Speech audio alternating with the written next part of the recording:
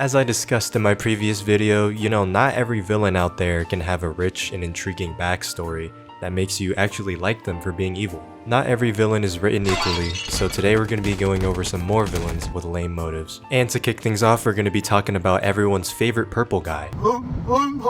Not this guy, this guy. In my previous video, I was talking about how Thanos was a cool villain, but I was only referring to the movie version, because the comic version is So besides the fact that this guy is a literal warlord who kills people with his army, he also sets out to find all of the Infinity Gems. Yeah, that's right, gems. Not stones, no. Yeah, they're called stones in the movie, but gems in the comics. Because why not make everything convoluted for no reason? And why did he want these gems, you ask? Was it for infinite power?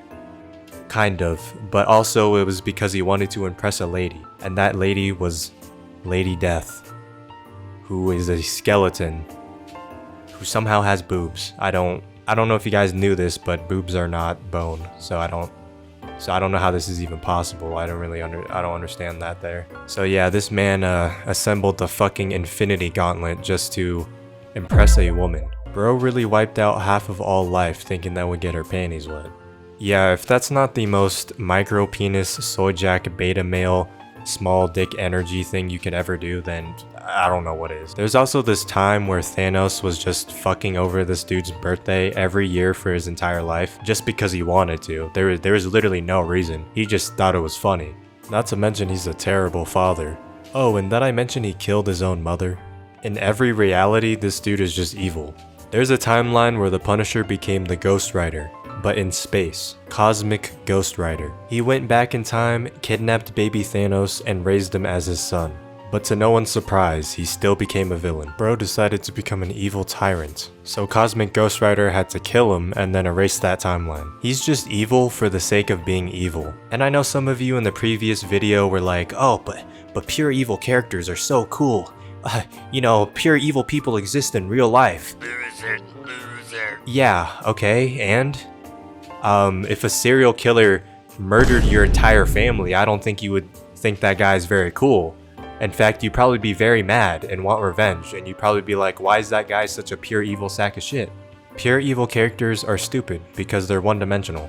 I am now going to immediately contradict myself because the only pure evil character I think worked was Jack Horner from Puss in Boots, because he was just hilariously just evil for no reason. So I think the only way you can make a main villain be pure evil and have it work is if you made it comedic. Besides that, everyone sucks. You can't give the hero a bunch of depth and trauma and be like, oh yeah, these are the reasons why this guy is a hero and why he saves everyone.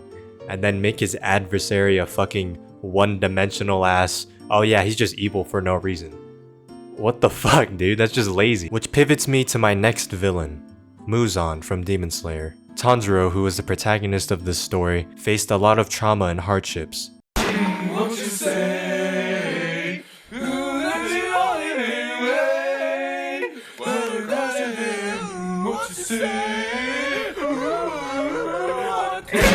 you say? God motherfucking damn! So when he becomes a Demon Slayer, you're like, oh, that makes sense. I know why he wants to be a good guy now. Meanwhile, Muzan, who is the big bad demon of this world, is a fucking idiot. So Muzan was a sickly man who had this rare condition that nobody knew how to cure. So then he turns to this doctor who has some alternative medicine for him. He takes this medicine, oh, but it appears the medicine isn't working, so he murders the doctor. Oh my god, bro. Oh, hell no. But, oopsie, it turns out the medicine actually did work. Really, nigga? You just had to wait longer than 5 seconds, you impatient fuck. And then the medicine ends up turning him into a demon, somehow. As a demon, he has extraordinary strength and speed, but he can't go out in the sunlight, otherwise he'll burn up and die. So his ultimate goal is to find out how to survive in the sunlight as a demon. And he thinks that the answer lies in the medicine that doctor originally gave him. Yeah, apparently there's some like special flower in that medicine, and the only person who knew where to get that flower was that doctor. Too bad you fucking killed him, you dumb fuck. God, oh my god. You stupid Michael Jackson looking ass. Oh my, you're actually an idiot, bro. You think if you've been sick your entire life, you'd be used to medicine not working. Now switching back to comic books, I'd like to shine some light on Green Goblin. Now Green Goblin, aka Norman Osborn, has some sick ass waves. The fact that I've never seen this man with a do-rag is kind of astounding. Anyways, this dude is like actually mentally insane because he took goblin serum. Bro was smoking on that goblin pack. What is this material, bruh? That booger cart, and now he's going goblin mode. He's essentially a crazy sociopath who commits organized crime. So that's all fine and dandy, but why does this man hate Spider-Man so much? Well, it's because Norman wanted good old Peter here to be the heir to his throne. But Peter said, no, I'm gonna go be Spider-Man. Norman didn't take that very kindly, so he proceeds to fuck over his life. He frames him for murder, tortures him, turns his ex into a monster, steals the baby he had with Mary Jane and then kills it, had an affair with his first love, Gwen Stacy, and then proceeded to throw her off a bridge. Yeah, she didn't survive. And that's just a handful of things that Norman Osborn has done to Spider-Man over the years, because Spider-Man said no. I don't know, man, it seems kind of extreme to me considering, you're trying to force Peter to be your son. But you already have a son, and this guy is willing to do your bidding just for your approval. Like, why not at that point just take your own son, instead of continuously trying to convert the one guy who has been rejecting you for years?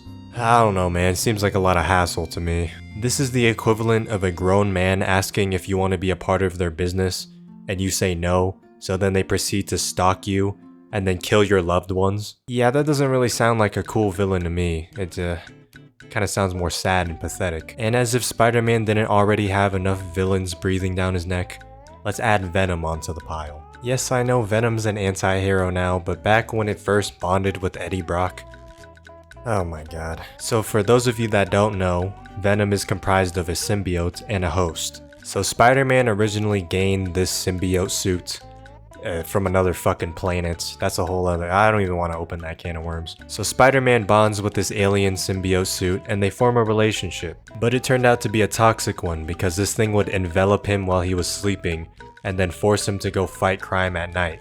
This would leave Peter tired by the morning. So when he discovered this, he tried to get rid of the suit. It wasn't easy because the suit had an emotional attachment to him at this point, but he was able to forcefully get rid of it by ringing a church bell. Now Eddie Brock blames Spider-Man for the downfall of his career. You see, Eddie Brock was a reporter, and he thought that he caught the infamous serial killer Sin Eater. But in reality, the dude he caught was capping. The real Sin Eater was caught by Spider-Man. This causes Eddie to lose his job, and from there, it was just a downward spiral.